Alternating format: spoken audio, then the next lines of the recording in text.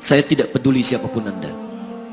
Anda pernah bermaksiat, Anda pernah berbuat salah. Kita manusia yang tidak luput dari dosa.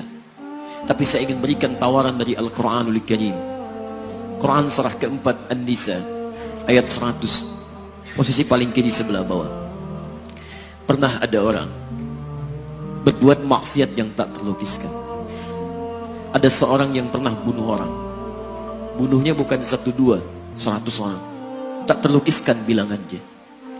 Kriminalitas tidak perlu diukur karena Anda akan lelah menghitungnya. Ketika Allah berkenan memberikan hidayah kepadanya, Masya Allah. Dan hidayah selalu terbuka pada siapapun sepanjang ia mau mengambilnya sebelum nyawa sampai di kerongkongannya. Tiba-tiba datang ia pada seorang alim dan berkata, saya ingin berubah. Alim ini kemudian menyampaikan pada orang dimaksud, Anda bukan berarti tidak bisa menjadi orang baik. Hanya Anda tinggal di lingkungan yang tidak mendukung Anda jadi baik. Keluarlah dulu dari tempat itu. Pergilah ke majlis ilmu si fulan, tempatnya ada di sana. Datang ke sana, belajarlah, dan Allah akan bimbing Anda berubah dari keburukan menjadi orang yang terbaik. Didengarlah nasihat alim ini.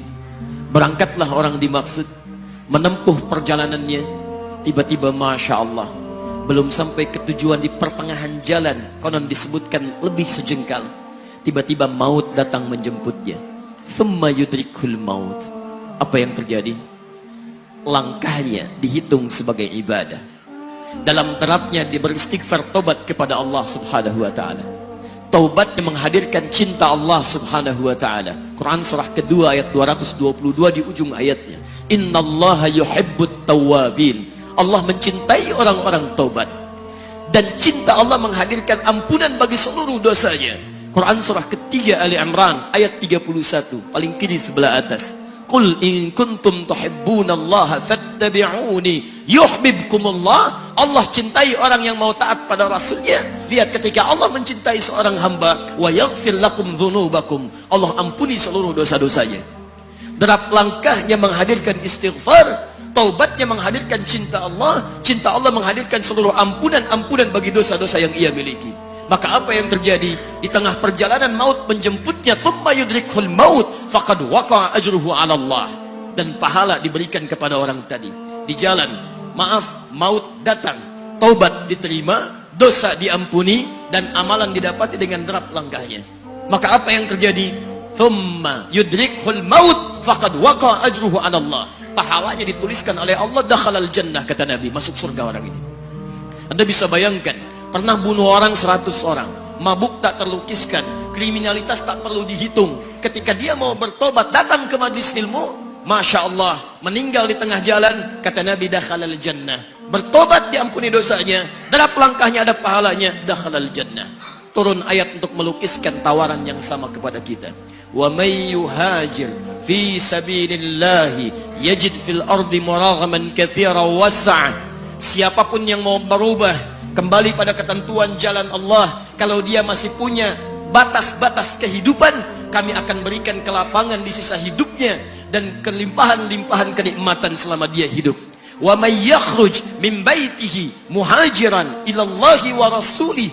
Namun bila ada di antara mereka baru ingin berhijrah, ingin berubah jadi lebih baik dalam pandangan Allah dan Rasulnya, tiba-tiba thumma yudrikul maut, baru keluar dari tempat dia tinggal, belum sampai ke tempat dia belajar, datang maut menjemputnya. Faqad waqa'a ajruhu 'ala Allah. Kami terima semua amalnya, kami ampuni dosa-dosanya, dan kami tuliskan namanya di dalam surga. Bila 100 orang saja yang pernah dibunuh oleh orang ini, pernah bunuh 100 orang, mabuk tak terlukiskan, kriminalitas tak terhitung, mau berangkat ke majlis ilmu, tak sampai ke majlisnya, meninggal dia, bisa masuk surga. Masa Anda yang tidak pernah bunuh orang? Ada yang pernah bunuh orang di sini? Boleh angkat tangan? Ada polisi di sini, langsung saya sampaikan insyaallah. Anda gak pernah bunuh orang, Anda tidak pernah mabuk, Anda tidak pernah berbuat kriminalitas seperti orang dulu. Salah, wajar, tapi pintu tobat terbuka untuk kita semua. Masya Allah, bedanya dengan orang tadi belum sampai ke majlis ilmu, Anda sudah hadir di dalamnya, langsung di rumah Allah, diberikan tempat yang terbaik, dan kita akan belajar. Kalau dengan semua ini belum mempermudah Anda ke surga, dengan cara apa lagi Allah mesti mengantarkan Anda ke surga? Kalau dengan duduknya Anda di sini belum mau juga bertobat, dengan cara apa lagi Allah harus membimbing Anda bertobat? Kalau dengan seperti ini belum juga Anda taat kepada Rasul, dengan cara apa lagi Allah mesti meyakinkan Anda untuk taat kepada Rasulullah SAW? Karena itu teman-teman sekalian, mari kita pelajari ilmunya, dan dengan ilmu itu akan membimbing kita insya Allah kembali kepada Allah sampai mengajak keluarga kita ke surga insya Allah.